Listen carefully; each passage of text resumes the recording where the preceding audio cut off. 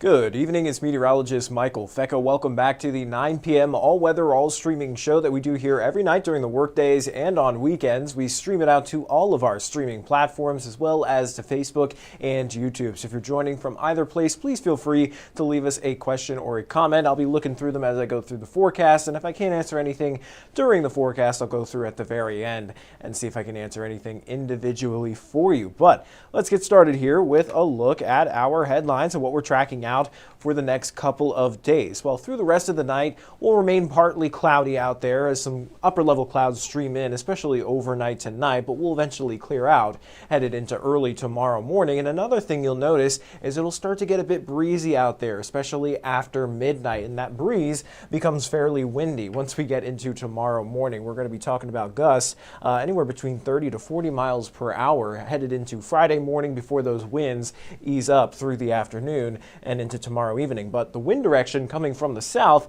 is actually going to help warm us back up above average. So we'll see temperatures topping out in the lower 60s here tomorrow and on Saturday, and then even into the lower 70s by the time we get into Sunday afternoon. But we see a big change here Sunday night into Monday morning. We'll have another potent cold front move through, so that's going to trigger another chance for some showers and thunderstorms, followed by a major drop in our temperatures that may even warrant the potential for some snowfall or light snow early Monday morning. And then it looks like bitter cold sticks with us through Tuesday morning, where temperatures may be down into the teens and single digits, maybe what will feel like out there waking up Tuesday morning. So a whole lot of changes coming here for the next couple of days. So let's start off with what we got to today. Today was a fairly quiet day. We had that cold front move in yesterday afternoon that dropped our temperatures down to around 20 to 30 degrees colder than where we were just yesterday. Our highs today topped out in the lower 50s across the tri-state. And comparing that to what it looks like to our normal high, we were actually a little bit below average, but pretty par for the course here for our Thursday. But looking at that 24-hour temperature change, you may be thinking to yourself, well, it's a lot colder out there today than it was yesterday, and that's because that front had already moved through by this point. So temperatures are actually a little bit warmer than where they were just 24 hours ago. But I think this graph tells us a better story of how today played out. That blue line represents yesterday's temperatures, and you'll notice that huge dip there between the hours of 2 and 3 p.m. We dropped around 22 degrees in just 1 hour. We went from 74 to 52 degrees, and then we were looking at this earlier on in the show during the 4 o'clock. Our temperatures were actually pretty similar to what they were just that same time yesterday. So now we're going to hang out here in the lower 40s through the rest of the night tonight. But looking at our temperatures right now, we're sitting at around 47 degrees with mostly clear skies here in Evansville, 44 in Henderson and Huntingburg. Those seem to be the cold spots on the map. And looking at the next 12 hours, we'll continue to drop down into the lower 40s overnight tonight. And then with the warm breeze out of the south, that'll help warm our temperatures back up into the lower 60s. But looking at that breeze, as I mentioned, it will get a little bit stronger here through the overnight hours and into tomorrow morning. So we could be seeing gusts anywhere between 20 to 30 miles per hour during the overnight time. And then as soon as we get into early tomorrow morning, that's when we'll see gusts pick up to around 30 to 40. And looking at our forecast, temps top out in the lower 60s, but with those gusts, we do have a wind advisory in effect for portions of the tri-state. Only Du Bois and Perry County have that potential to see gusts up to 40 and 50 miles per hour. So that wind advisory is set to expire tomorrow night at around 8 p.m. But the rest of the tri-state not under a wind advisory, but it is still going to be a very breezy day. So if you have any trash cans out there, any lawn chairs, patio furniture, you definitely want to secure them down a little bit more with the wind. But that will start to ease up Friday night and into Saturday. So it is going to be a fairly pleasant day for the first half of the weekend. Partly cloudy skies. Temperatures still warming back up into the low to mid 60s. And then we get even warmer there for Sunday afternoon, topping out in the lower 70s before that actual front begins to move in. We're not expecting that front to move in until late Sunday night. So this alert mainly for late Sunday night and into early Monday morning. That's when we'll see the biggest change as that front moves through. Now, we have several hazards headed our our way, one of them being the potential for a few strong to severe thunderstorms as that front slides through. But it still looks like, as of right now, the best chance for any severe weather remains off to our southwest, but that doesn't mean we won't see an outlook here in the tri-state. I know Arden was explaining a little bit earlier that this 15% area, that actually represents that level 2 slight risk,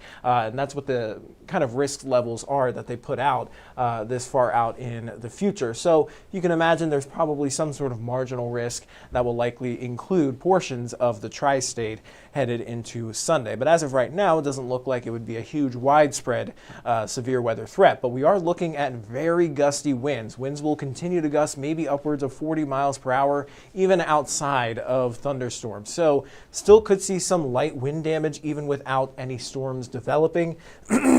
But I think the bigger change here is going to be when that front plunges our temperatures all the way down by around 40 degrees. So we may see temps drop below freezing quick enough to actually see some rain changing over to snow on the backside of that cold front waking up Monday morning. Now, temperatures are going to be well above, or at least ground temperatures are going to be well above freezing. So we're not expecting much in the way of accumulation at all, but I do want to time it all out for you here so you can get a better idea. Most of the day on Sunday will be dry. We may see a few spotty showers there Sunday afternoon, but the main band of rain and showers and storms that we're expecting doesn't begin to move in until late Sunday night and into the overnight hours. And then that colder air crashing in on the backside of this cold front may see a change over from some rain over to some light snow showers Monday morning before we clear out Monday afternoon and into Monday night. Now looking at snowfall accumulations again, not expecting much in the way of accumulation. We may see perhaps a coating on grassy or elevated surfaces, but the ground temperatures and the roads are well above freezing. Obviously, we have been well above freezing here for the past several days, if not the last several weeks. So not concerned about the roadways in this instance, but you can't completely rule out maybe a slick spot on a bridge or an overpass. So keep that in mind as you head out the door Monday morning. We are going to be on alert Sunday night into Monday morning for that major change here. And you can see just how drastic that drop in temperatures is. We go from 72 Sunday afternoon all the way down into the upper 20s, waking up Monday morning. And then it gets even colder headed into Monday night into Tuesday morning, dropping down into the mid to upper teens for many locations. And even with the slightest breeze, it's going to make it feel a lot colder than that. So we could be looking at wind chill values as low as the single digits waking up Tuesday morning. It could feel like 7 degrees headed out to work or school on Tuesday. So hopefully you have that winter jacket somewhere readily available and you didn't pack it away in one of those vacuum bags and put it in the attic just yet, because you are going to have to break it back out here through the first half of the work week before temperatures start to moderate and warm up to near normal by the end of next week. I am going to take a pause here, take a look at some of the comments. Let's see. Ashlyn says good evening. Linny says good evening as well. Suzanne, good evening to you. Trevor says, do you think the 15 risk will be expanded northward? Possible. I don't want to rule it out, but as of right now, I do still think the severe weather threats are fairly marginal. The way that the front is set up, it looks like that front actually gets out ahead of most of that precipitation. So that leads us into what we call a high shear, low cape environment, and we could still get some thunderstorms and severe weather out of it. It's just not as likely where if you had the front behind all of the showers and storms. That's where you get better lift, better instability, and better moisture return. But in this case, it is still possible, and I think our biggest threat with any severe storms that would develop would be potential for an isolated damaging wind gust, because those winds are already still going to be pumping and flowing up out of the south regardless of any showers and storms. So when those storms actually form, they're able to pull those damaging wind gusts from above our heads and bring them down to the surface. So that's what we could be facing headed into Sunday night and into Monday. Craig saying this weather is wild. Yes, it is. It's the most March forecast I could probably give you guys here over the next couple of days. Ricky says hi. Austin's asking what is the main risk for Vincennes and Bicknell. Well, you're even farther north, so I would still say your severe weather threat is fairly low, but we are all looking at potentially an isolated damaging wind gust. We'll have better idea on exact threats and those details in the coming days. So of course, stay tuned to the forecast and you'll get the latest from us always.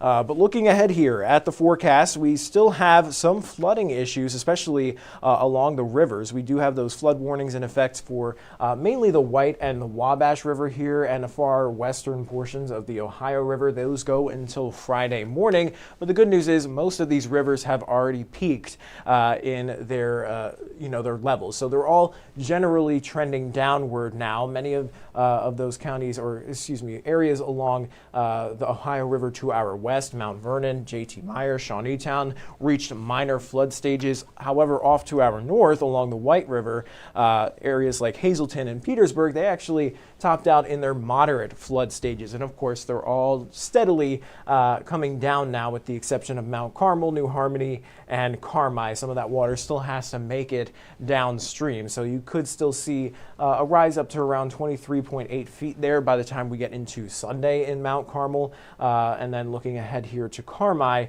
it looks like you could still see an additional 0.2 feet of river rise there by the time we get into Friday. So keep that in mind. And looking across portions of western Kentucky, there were no flooding issues there along the Green River. So that is good news. Taking a look at the 7-day forecast here, just to kind of wrap it up in a little bit of a bow for you.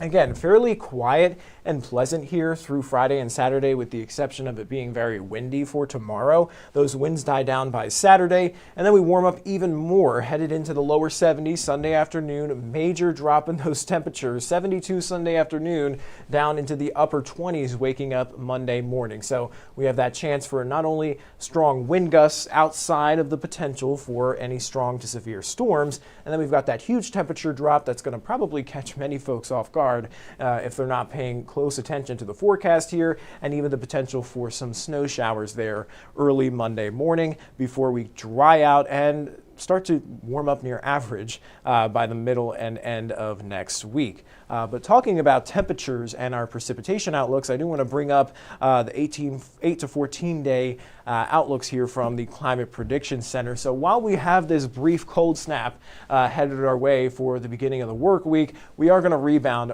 pretty quickly. So we'll warm right back up above average here through the middle and end of the month. And it looks like our weather pattern also shifts again. So hopefully, we've had a very rainy, wet March so far. We'll actually trend on the drier side through the middle and end of the month. So giving many folks a little bit of a break from all the rainfall that we had. So that is a look at your forecast there. I'm going to hop off the live stream. I'll send you guys over to 14 News at 10 for all the latest news and weather headlines. Until then, everybody, stay safe. Have a great rest of your night, and we'll warm up here tomorrow. But remember, it's going to be breezy for our Friday.